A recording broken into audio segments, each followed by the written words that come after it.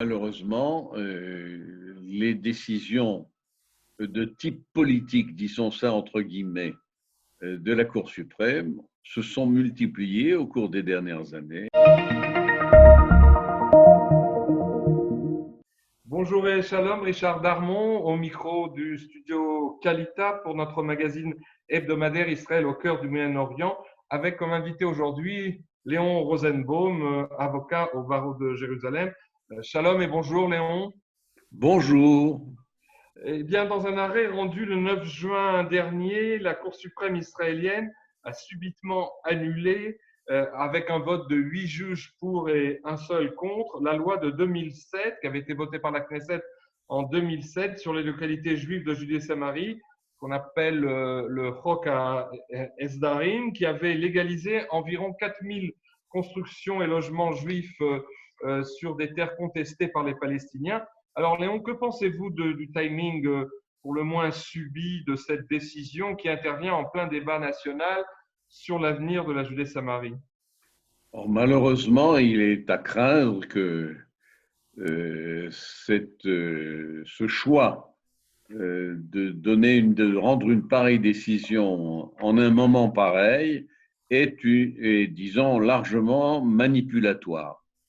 Euh, il, il, Surtout si les débats ont eu lieu déjà depuis très longtemps au sein de la Cour suprême, la publication concomitante de la discussion sur l'application définitive de la loi israélienne sur certaines parties de la Judée et de la Samarie a quelque chose de suspect, c'est le moins qu'on puisse dire. Mais ce qu'il faut, c'est tout de même examiner de façon plus approfondie les motivations claires de ce vote et en tout cas les points sur lesquels ce vote est critiquable, cette décision est critiquable.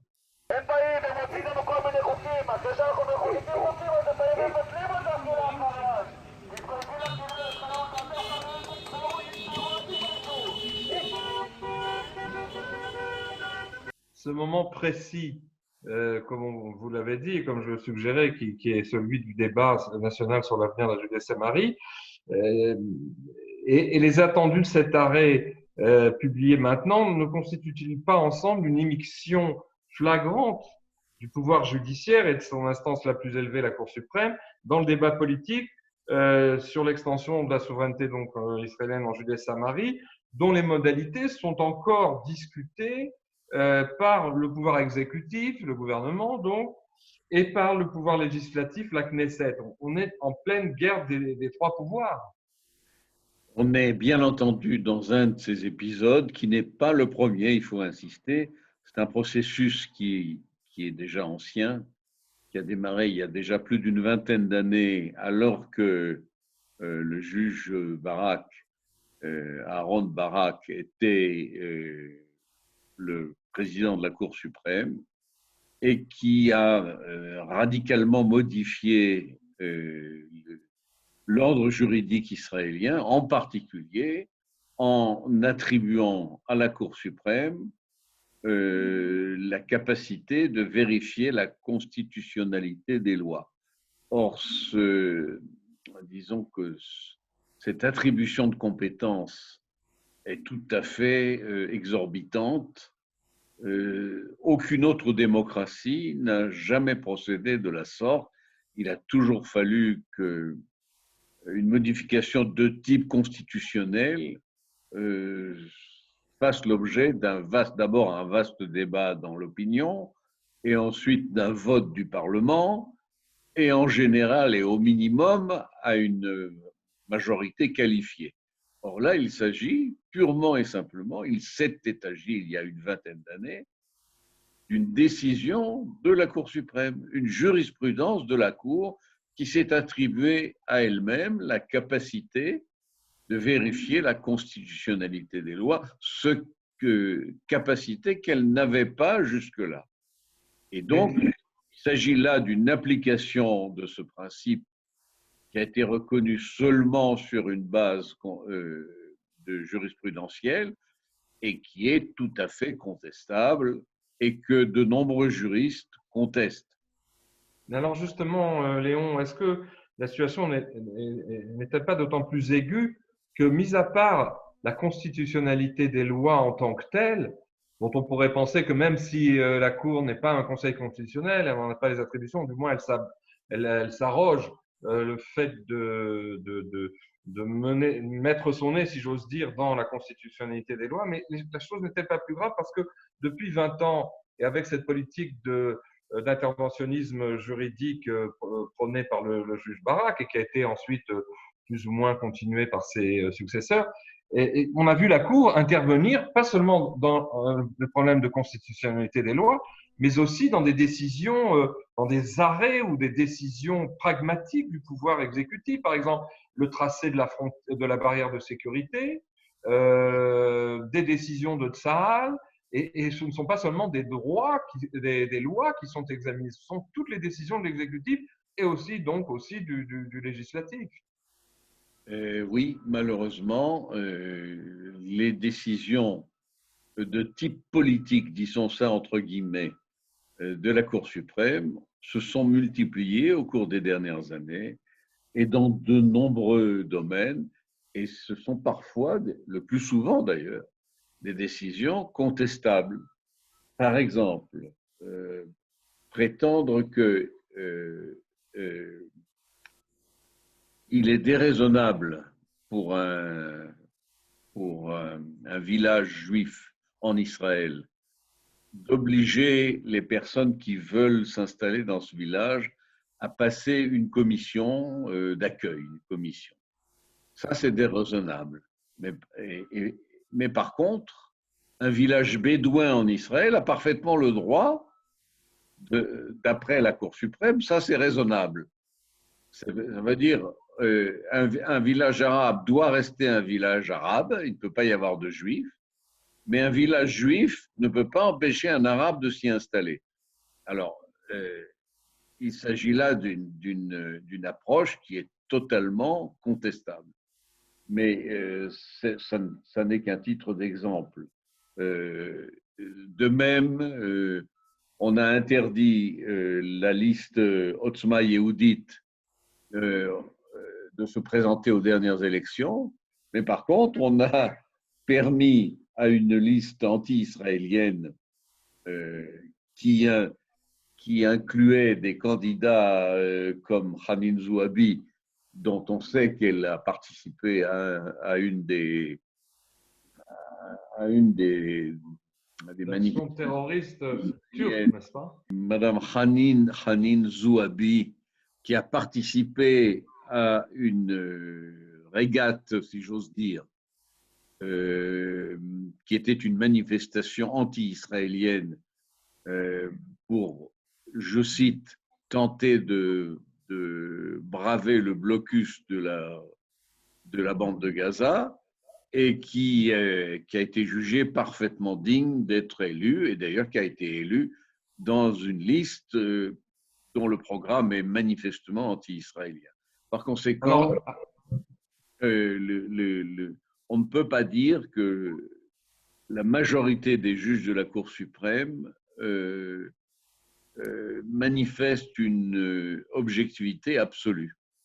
Alors à ce propos, justement, dans le cas de ce récent arrêt qui a été publié, qui annule la loi des arrangements, on pourrait dire, permettant donc à des extensions de logements et de bâtiments sur des terres contestées, qui permet de les légaliser rétroactivement, qui permettait, bon, l'annulation de cette loi, n'est-ce pas aussi la manifestation en forme de revanche, entre guillemets, décidée par donc une majorité de juges que certains peuvent qualifier de cosmopolite, à l'idéologie cosmopolite, en tout cas très nettement à gauche, une forme de revanche en fonction en fait, de la haine qu'ils éprouvent, même à titre très personnel, contre la population des localités juives de Judée et Samarie.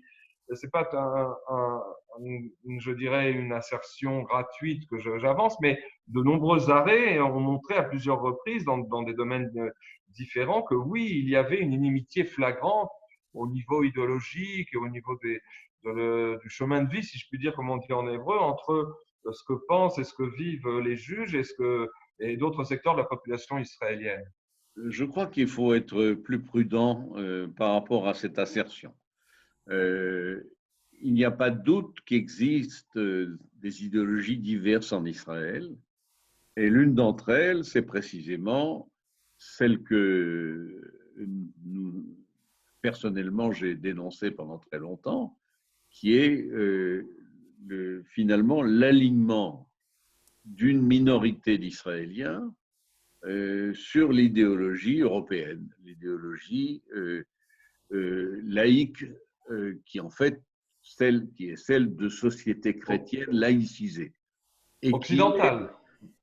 occidentale et qui est à contre-pied de l'idéologie de la tradition juive qui inspire essentiellement, de notre point de vue, en tout cas du mien, l'État d'Israël et son passé et son avenir.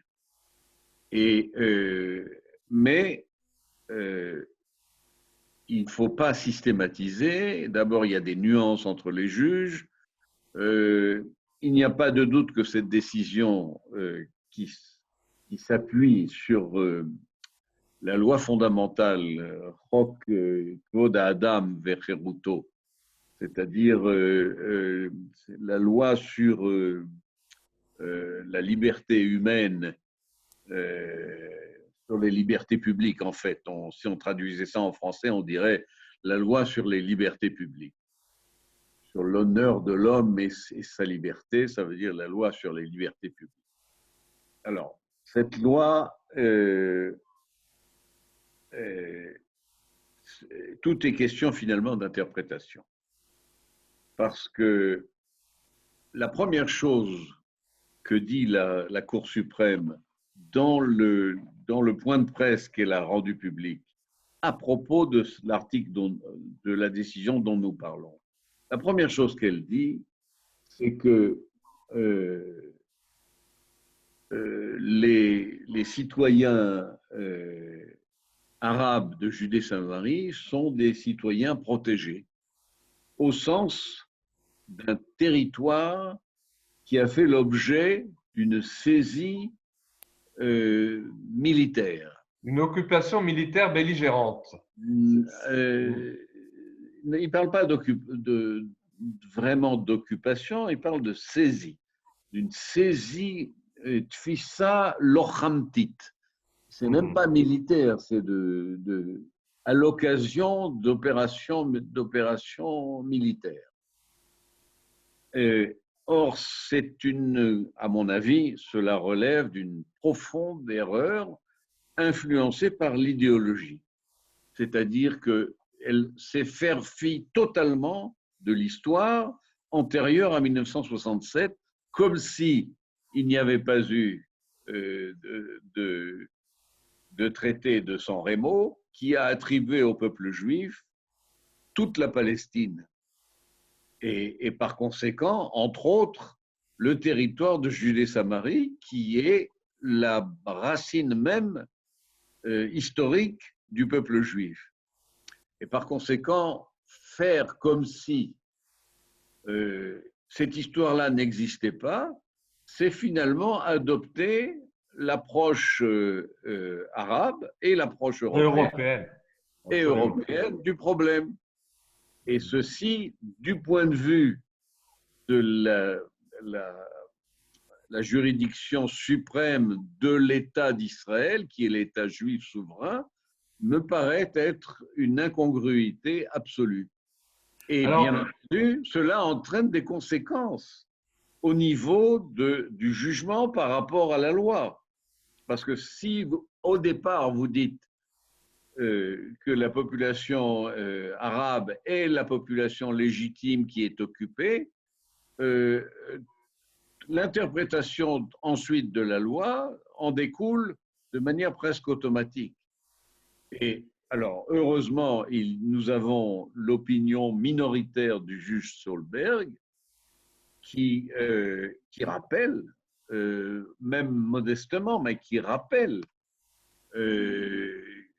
qu'il s'agit d'une appréciation de type politique politique et idéologique,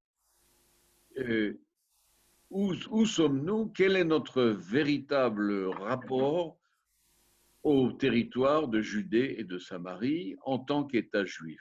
Today, I announce that following a thorough independent Je souhaite annoncer aujourd'hui qu'au terme d'un examen préliminaire approfondi, mené en toute indépendance et objectivité, de l'ensemble des renseignements fiables qui sont en la possession de mon bureau à propos de la situation en Palestine, ce dernier est parvenu à la conclusion que tous les critères définis dans le statut de Rome pour l'ouverture d'une enquête étaient remplis. Justement, même s'il s'agit là d'une question maintenant qui s'oriente dans une autre direction, mais l'une des motivations avancées par les commentateurs juridiques de cet arrêt, et notamment pour son timing, en fait, a pour fondement le fait que si les juges israéliens de la Cour suprême ont mis les pieds dans le plat, c'est que parce qu'ils voulaient montrer patte blanche aux juges et à la commission de la Cour pénale internationale de justice de l'Haye, dont vous savez évidemment, comme moi, qu'elle est en train de vouloir ouvrir une enquête, surtout sa procureure Fatou Bensouda, une enquête pour violation des droits de l'homme par Israël, ses dirigeants politiques et Tsahal, lors des opérations de 2014 de Tsahal à Gaza, mais aussi lors des ripostes israéliennes aux manifestations violentes du Hamas depuis 2 ans sur la frontière de Gaza. Et donc, ce serait cet arrêt qui courbe les chines donc à l'entreprise qui veut courber les chines à l'entreprise d'installation et d'extension de la population juive en Judée-Samarie, puisqu'il s'agit de logement en fait. Eh bien, ce serait pour donc vouloir démontrer aux juges de la Haye qu'il y a des juges en Israël et à Jérusalem, et que Israël peut très bien condamner justement d'éventuelles violations des droits de l'homme par ses propres tribunaux, et donc d'une certaine manière essayer d'éviter la poursuite de cette procédure entamée déjà par la Cour internationale. Mais est-ce que cela ne relève pas d'une illusion totale du point de vue des juges israéliens, de leur majorité, sur les intentions réelles et les motivations surtout de la Cour internationale de la Haye? Est-ce que ce n'est pas quelque chose qui est même pire encore? C'est ce qu'on appellerait une espèce le fait de quémander l'arrêt de la procédure, alors que cette procédure, elle est motivée par, elle aussi, par des causes tout à fait politiques anti-israéliennes. Oui, vous avez parfaitement raison. Si cela constitue l'une des motivations de cette décision, elle est parfaitement vaine. Madame Fatou Bensouda, la procureure actuelle, encore en fonction, puisque je crois qu'elle termine sa fonction à la fin du mois, et peut-être son successeur, nous n'en savons rien pour l'instant, a mené une politique délibérément anti-israélienne et surtout une compréhension du droit parfaitement déviante et de manière absolument claire destinée à obtenir une condamnation de l'État d'Israël par tous les moyens. Ça ne veut pas dire que tous les magistrats de la Cour pénale internationale lui emboîteront nécessairement le pas. Il est possible que certains des juges commis dans cette affaire pensent différemment d'elle, ce que nous pouvons souhaiter en tout cas. Mais il est clair que si c'était l'une des motivations de la majorité des juges de la Cour suprême en Israël que de quémander par un vote pareil la reconnaissance de l'illégalité de cette intervention de la Cour pénale internationale, ce serait d'abord c'est vain, totalement vain,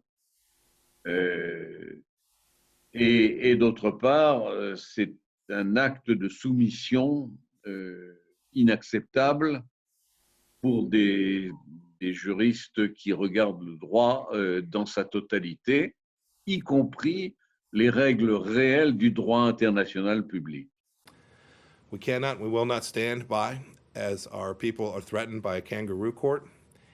On a vu, ce sera ma dernière question, ces derniers jours, en date de jeudi, enfin de milieu de la semaine dernière, on a vu les États-Unis confrontés à la même cour, à la même démarche, quant à eux pour leur prétendu crime de guerre en Afghanistan, répliqué par la voix du président Trump, qui ne marche pas ses mots et qui a d'ailleurs décidé de prendre toute une série de mesures de suspension non seulement des financements à la Cour de La Haye, mais aussi d'interdiction d'entrer aux États-Unis de ses fonctionnaires. Mais on a vu le responsable de presse de la Maison-Blanche, qui s'appelle Khaled McEnany, dire ceci dans une déclaration assez frappante. La Cour criminelle internationale a été établie pour mener des enquêtes sur des crimes de guerre. Et en fait, elle a été jusqu'à maintenant non seulement inefficace au plan international, mais en plus corrompue. Et puis, il ajoute que ces actions constituent une attaque des droits du peuple américain et une menace à sa souveraineté nationale. Une réplique de Washington qui est particulièrement cinglante.